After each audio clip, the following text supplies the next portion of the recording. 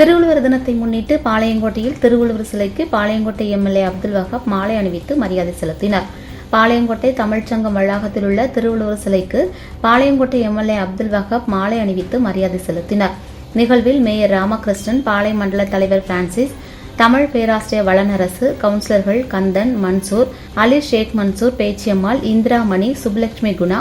சர்மிளா கமாலுதீன், அனார்கலி சுபஹானி, சின்னத்தாய் கிருஷ்ணன், ஒன்றிய கவுன்சிலர் முபின் இஸ்மாயில், வக்கீல் தினேஷ், மேலப்பாளையம் பகுதி அவைத்தலைவர் உமா மகேஸ்வரன், வட்டச் செயலாளர்கள் அருள் இளங்கோ, செய்யது முஹைதீன், ஆறுமுகம், மாரிமுத்து,